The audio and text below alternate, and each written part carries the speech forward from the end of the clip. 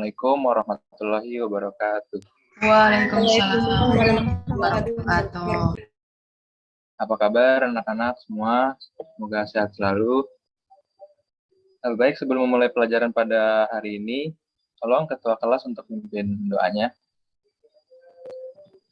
Baik, Pak.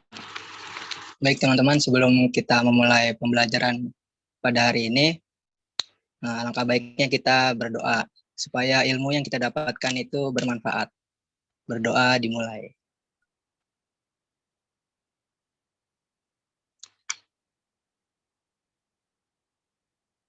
Selesai. Silakan, Pak. Oke, terima kasih Fadil, ketua kelas. Oke, baik teman-teman, pada hari ini kita akan belajar mengenai suatu makhluk hidup yang berada di lingkungan sekitar kita. Pada pertemuan sebelumnya, kita sudah mempelajari tentang keanekaragaman hayati, keragaman makhluk hidup. Nah, kita akan membahas salah satunya nih. Sebelum saya mulai, saya akan memutarkan video dulu. Nanti tolong disimak ya, teman-teman.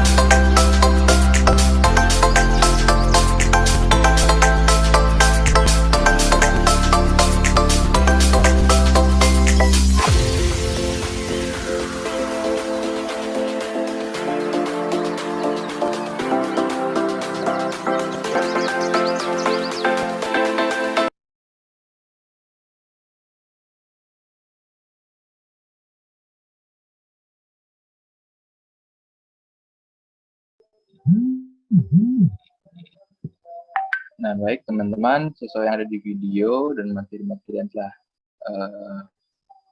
berada di video tadi, kita akan membahas tentang makhluk hidup yang ada di sekitar kita, yaitu plantae.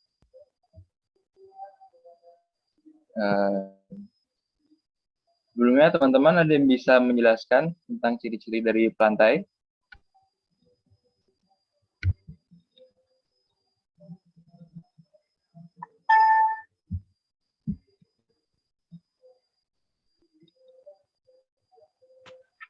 Eukariotik, Pak. Selnya itu memiliki membran inti. Oh Oh ya, terima kasih. Fadil, ada lagi yang bisa menyebutkan ciri-cirinya?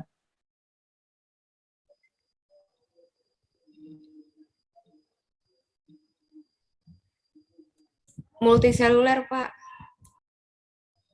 Ya, terima kasih Adis. Ayo, ada lagi nggak yang bisa nyebutin ciri-ciri dari plantae?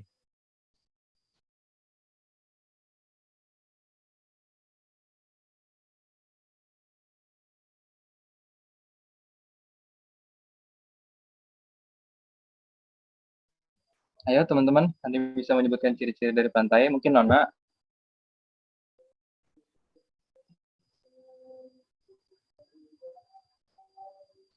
Punya dinding sel, Pak.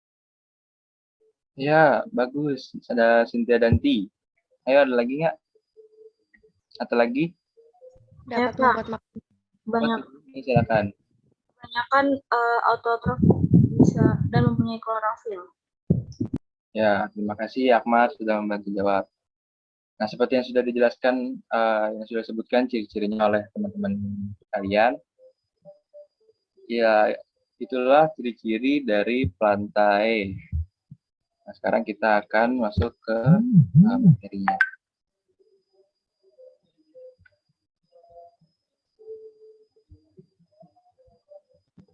Sebelumnya apa PPT Bapak terlihat jelas? Lihat, Pak. Terlihat, Pak. Oke, baik anak-anak. Ini dia ya. Nah, ini dia ciri-ciri dari plantae.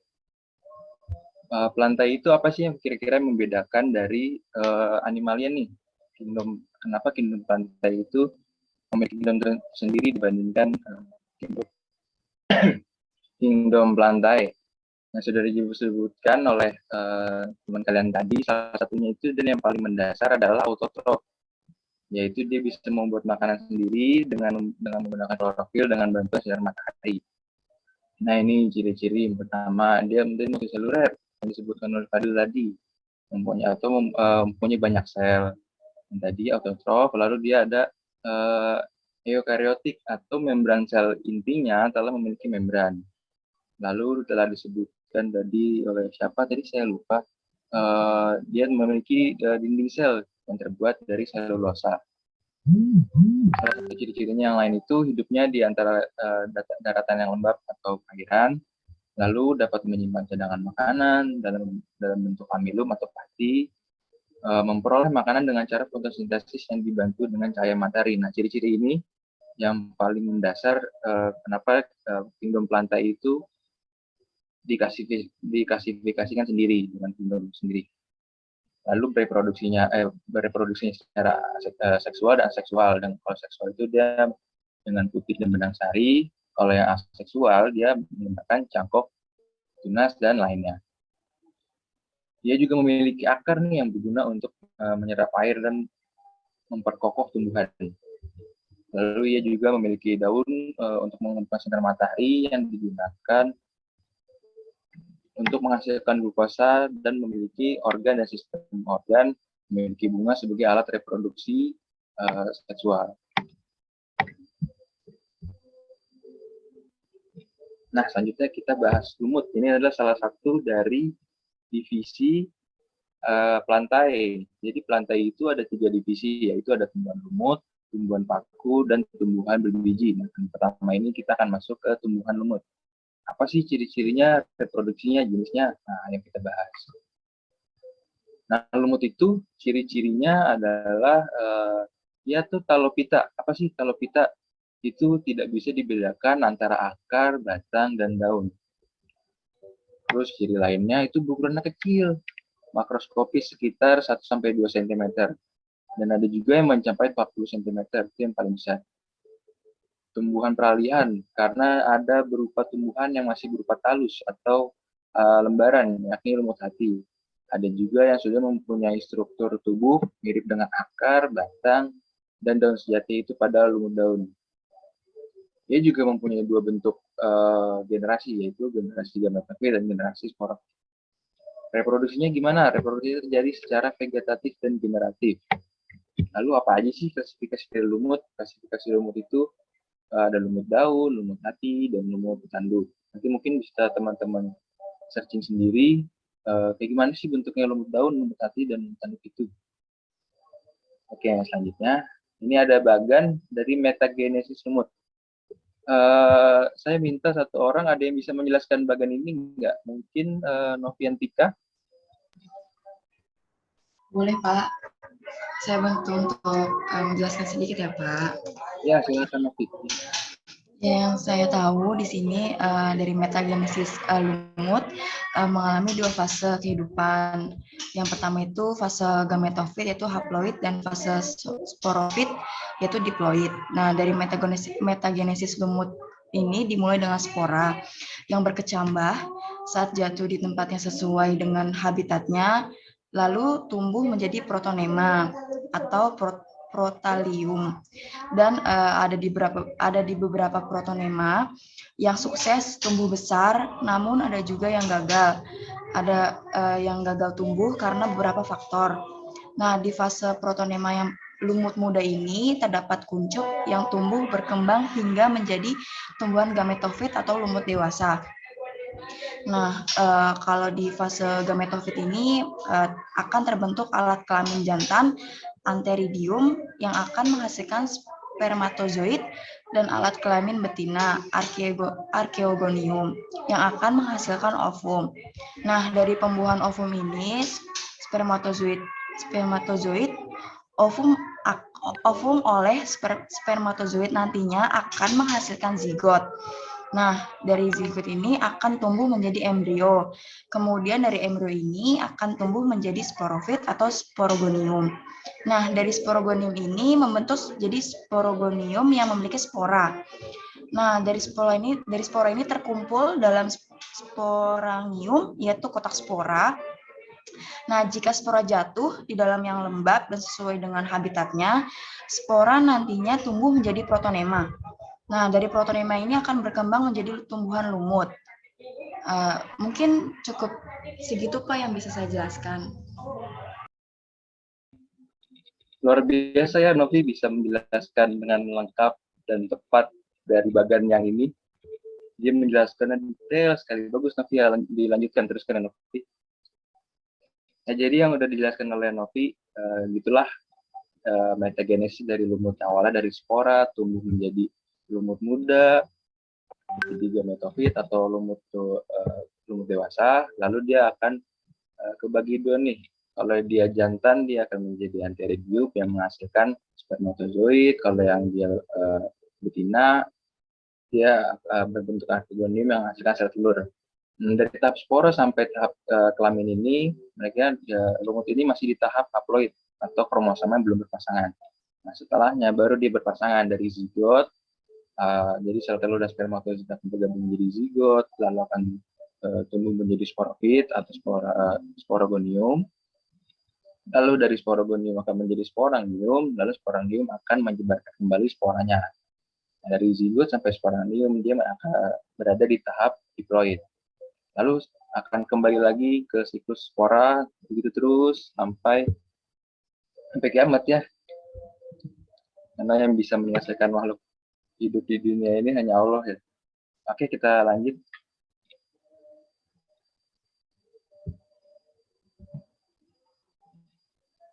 Nah, selanjutnya nih kita membahas divisi kedua dari plantae, yaitu tumbuhan paku.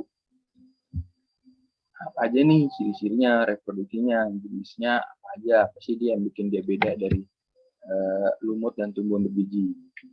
Nah, ini dia.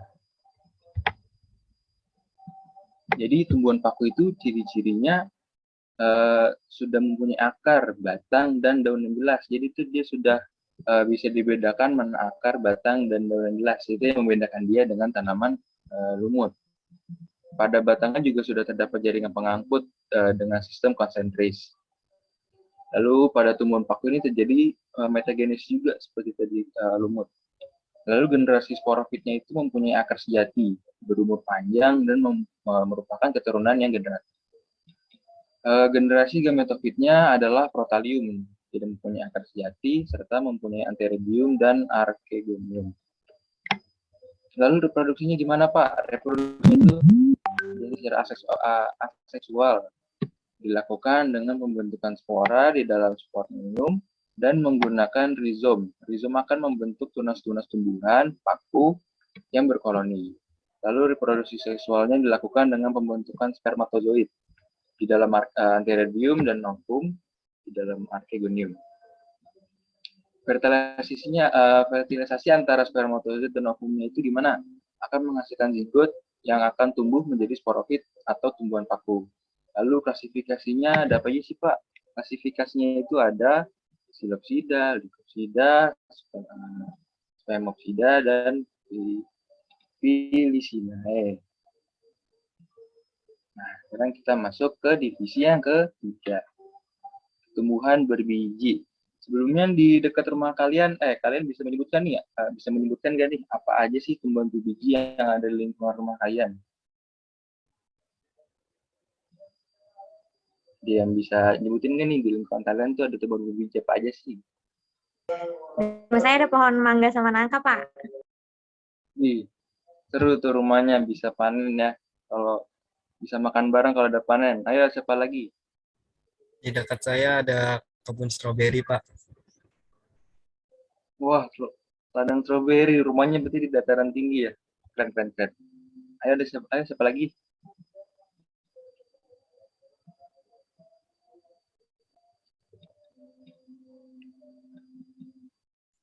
Di rumah saya ada pohon rambutan, Pak. Waduh, seru juga tuh. Pohon rambutan bisa dimakan bareng keluarga. Ada lagi yang mau nyebutin tumbuhan berbiji di dekat rumahnya?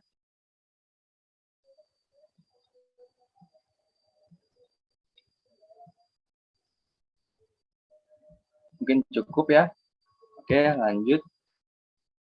Sebelumnya, Adi bisa nyebutin nggak ciri-ciri dari tumbuhan berbiji? Apa sih yang bikin dia beda dari dua divisi sebelumnya? Saya, Pak. Ya, silakan Norma. Ciri-cirinya itu memiliki biji, memiliki xilem dan floem, terus memiliki batang dan daun sejati, Pak. Tepat ya, Norma. Nah, kita akan masuk nih ke materinya. Seperti yang udah dijelasin sama Nurmalita, ciri-ciri dari tumbuhan berbiji ini dia memiliki biji, memiliki berkas pengangkut xilem dan floem. Lalu ia juga memiliki merupakan tumbuhan Formophyta, yaitu dia memiliki akar, batang, dan daun sejati. Ciri-ciri lainnya, ia juga menghasilkan bunga atau Anthophyta. Nah, fungsi bunga, organ bunga ini juga sebagai alat untuk reproduksi dari tumbuhan berbiji. Lalu ia juga bersifat autotrof, dapat memasak makanannya sendiri. Alat perkembangbiakannya sudah jelas antara jantan dan betina yang berupa bunga atau strobilus. Generasi sporofitnya berupa, ini typo ya, sporofit. Generasi sporofitnya berupa tumbuhan dan generasi gametofitnya berupa bunga. Lalu reproduksinya gimana? Reproduksinya itu kalau yang gimnosperm, jadi dia ada dua. Berdasarkan reproduksinya, ia terbagi menjadi gymnospermae dan angiospermae.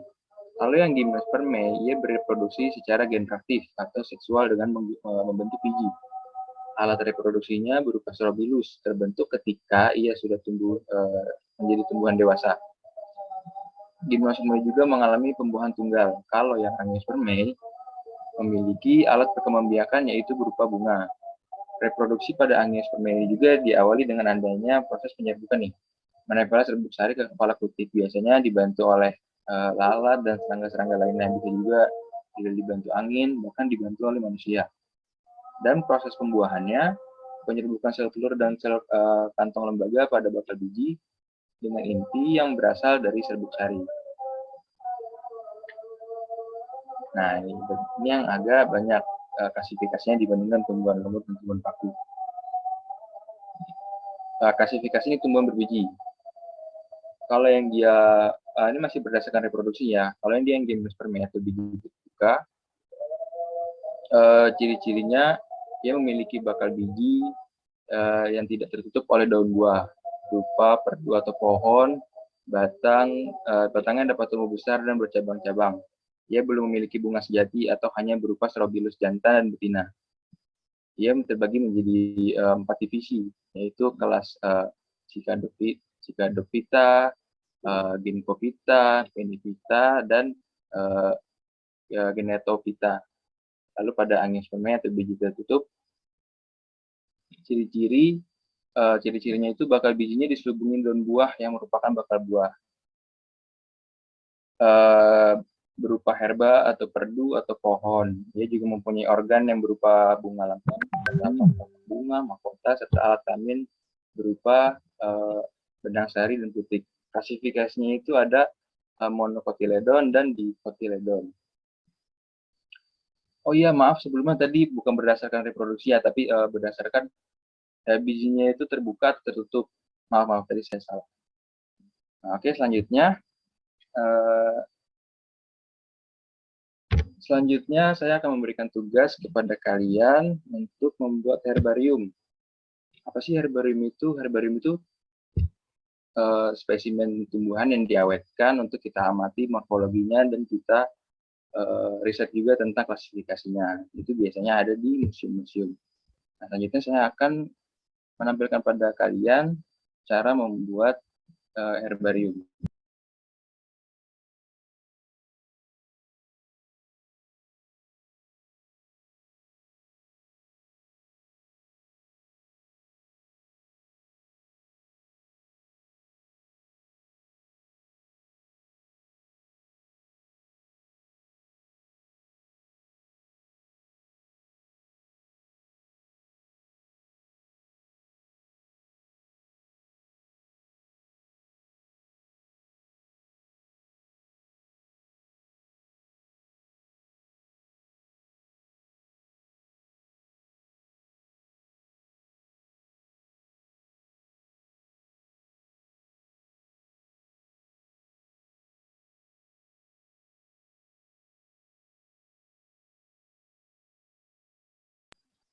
Layarnya terlihat jelas ya?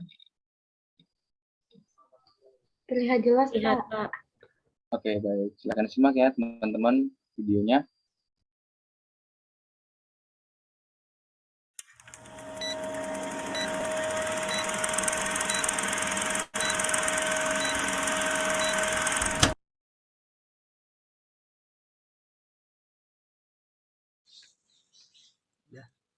Assalamualaikum warahmatullahi wabarakatuh.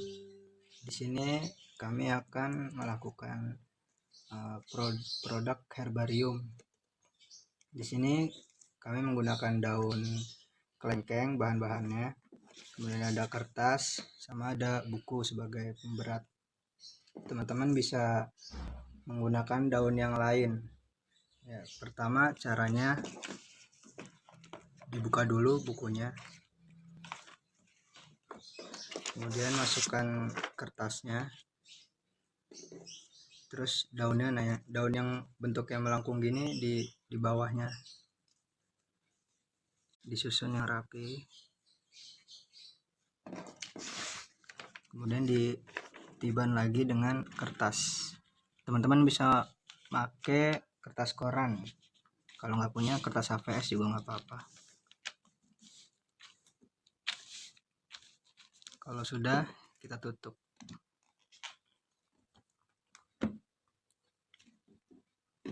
Dan tunggu sampai 5-7 hari. Nah, ini sekarang udah 1 minggu dan ini hasilnya. Sudah agak kecoklatan coklat dikit ya, sudah kering. Nah, langkah selanjutnya bisa membuat label yang nantinya ditempel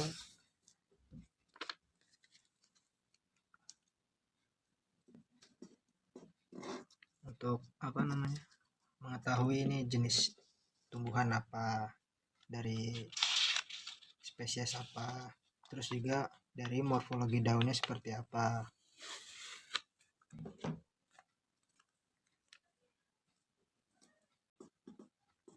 Nah, kalau sudah seperti ini, teman-teman bisa menggunakan bingkai ya di sini.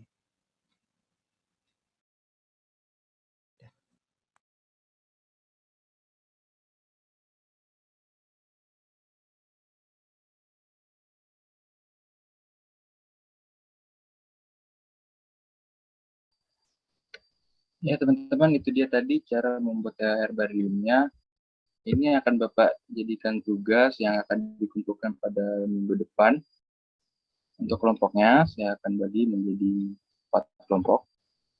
Saya share ya ininya, kelompoknya.